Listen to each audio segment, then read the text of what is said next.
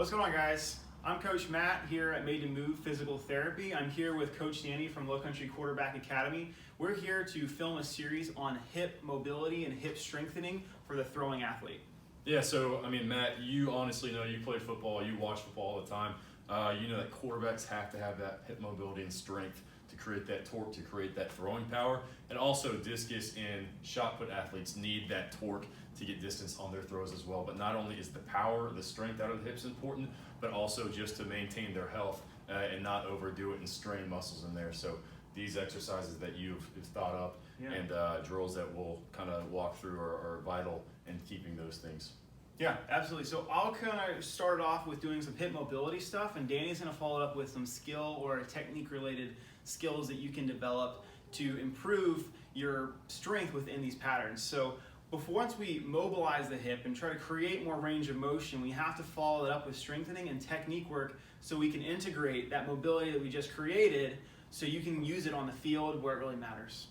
Cool. So like you mentioned, the first thing we're going to go over, the biggest thing with throwers, is hip internal rotation. So whenever you're throwing, like he said, a lot of power is coming from that back leg. So that back leg is pushing while this front hip needs to have adequate rotational capacity to where I can open up here, and that allows me to throw and use my upper extremity strength a lot better. If I don't have this hip mobility and I'm here, I'm going to have to crank so much more on the shoulder to really open up.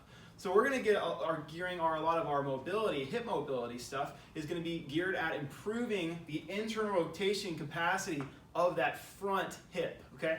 So the first thing I'll have Danny do, he's going to be my demo for it, is we're going to do a 90-90 hip internal rotation stretch.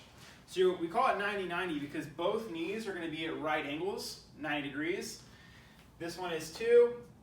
He's doing it exactly how it is. And once you lean back into this leg over here, you're going to get a nice sensation, stretching sensation.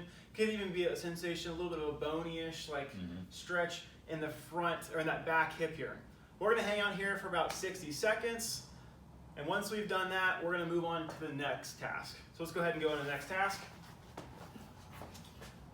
So 60 seconds is typically what we want to do for any type of stretching mobilization. The next thing we're going to do, this is a banded mobilization. So we've stretched, we've created a little bit of range. Now we're going to reinforce that range and actually increase it a little bit more with some movement. So this band is going to be right at like the hip joint. Okay, it's pulling back and down, and then he's going to rotate this way, really going back and forth. Right, good.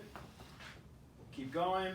Working on that hip internal rotation on that back hip, right? So that toe should stay straight. It's almost like you're making a T with that opposite foot. After about 90 to 120 seconds, we're going to come out of this. And now we've just created a good amount of hip internal rotation mobility on that front hip. Now we're going to reinforce that with some technique and strength drills. I'll let Danny take it away. So really just a couple of those drills that I like to have my quarterbacks do are bounding. Now I don't know if this is a good angle for this, but really just having them drop and focus on that driving, getting back in their drop. So just sitting there and bounding back and forth, really focusing on the explosion of that front, just going back and forth. Another one I like to have them do is whether you have a medicine ball here or one of the big soft medicine balls, just going up to a wall, sitting here if my wall's this way, loading into this back leg like you're about to throw, and just rotating through, opening up those hips and punching. So without the medicine ball, you'll be holding it here, load all the way through, load all the way through.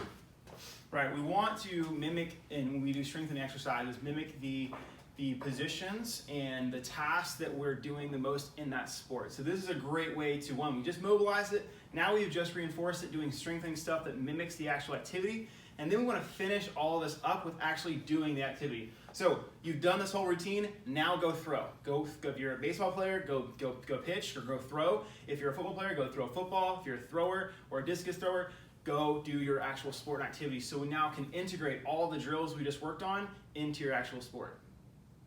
Thanks for watching, y'all.